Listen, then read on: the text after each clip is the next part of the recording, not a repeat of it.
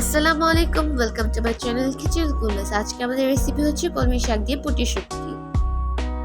প্রথমে আমি শাকগুলো কেটে ধুয়ে নিয়েছি, তার সাথে কতগুলো পেঁয়াজ রসুন কেটে নিয়েছি, কাঁচামরিচের শুটকিও রয়েছে।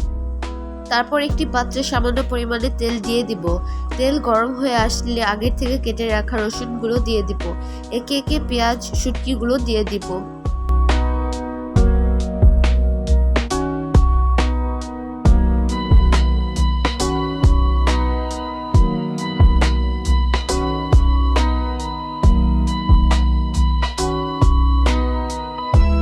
পেঁয়াজগুলো লাল হয়ে যাওয়ার পর 2 চা চামচ হলুদ গুঁড়ো, 3 চা চামচ মরিচ গুঁড়ো,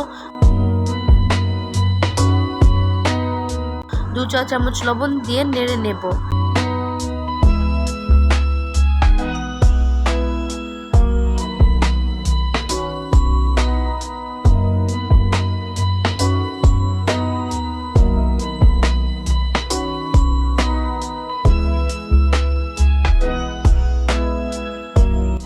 অল্প পানি দিয়ে কষিয়ে নেব।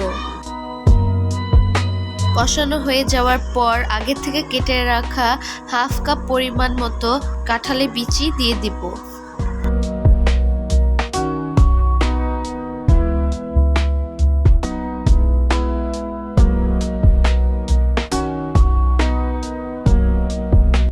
কাঁঠালের বিচি দেওয়ার পর আবার একটু পানি দিয়ে কষিয়ে নেব। কিছুক্ষণ পর কলমি শাকগুলো দিয়ে দিব।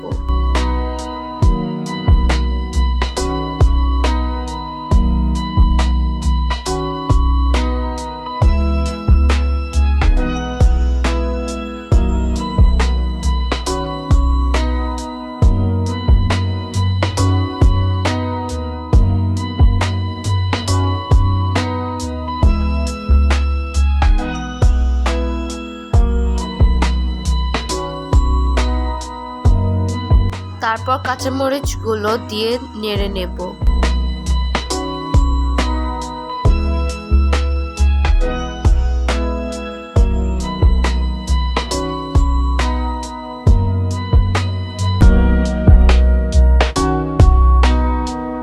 ব্যাস, তৈরি হয়ে গেল আমাদের রেসিপিটি যদি ভালো লেগে থাকে তাহলে অবশ্যই like, comment, share and subscribe করে দেবেন।